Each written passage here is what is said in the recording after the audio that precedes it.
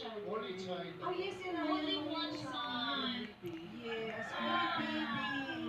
Only child. Oo. Nung bata ako, Favorite one. nung bata ako, happy ako na mag-isa ako. Pero pag tumanda na, gusto mo na may kapatid. Pero inaway mo lahat ng mga kapatid mo sa akin. Oo, si Kiray, si Patrick, Oo. si Wilbur. Yes. Kasi syempre, Silosa ka. seloso ako eh. Gusto ko yung pagmamahal ni mami sa akin. Oo. Oh my. Oo. Ikaw ba, Bea? Oo. If ever ba, silosa ka? Gusto mo ba may kapatid?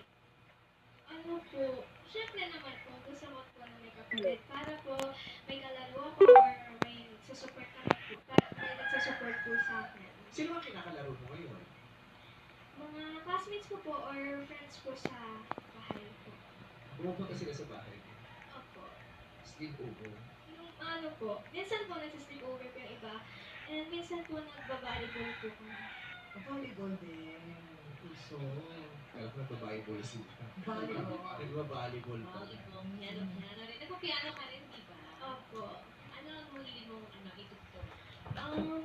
Ang hilig ko pong tugtugin ay Vampire po, Always Remember Us This Way, and Perfect po. Olivia Rodrigo, Vampire. Iba na ang mga pesahan ngayon. May concert sa Rico Rodrigo, di ba? May tour siya. Ah, talaga? Pupunta ba dito? Baka sa Tayuman, dadaan yata Ano sila. na ano? Mali tayo. Ayuman is Dadaan live. ng Tayuman. Di ba? Pero may pupunta lang yata sa Kirikata. Kirikata? Yung mga street doon eh. Philippine tour. Okay, paano ka lumalang kung wala kang kapatid? Sino ang kabante mo?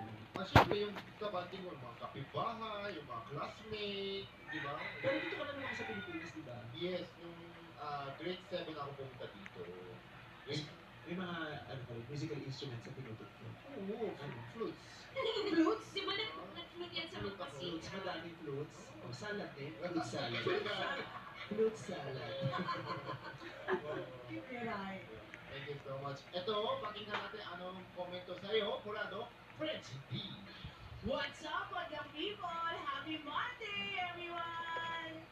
Okay, Bea. Hi, Bea. Hello po! Okay, ang inawit mo ay kanta ng isa sa pinakamamahal ko na si Sarah G. Ayan.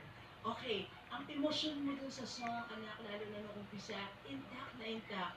Nabigay mo sa amin ang emosyon na kinakailangan dun sa song. And meron kang voice control and dynamics. Alam mo, anak, kung saan ka lalakas at hihina doon sa mga parts ng songs na Thank yan. you po! Last na thank you mo na yan. Kasi ang dalawa lang talaga. Hindi pwedeng every sentence. Joke lang anak. Thank you mo lang dyan, gusto. Very soft, anak, ang pagka-atake mo dun sa kanta. Ang advice ko lang sa iyo, anak, is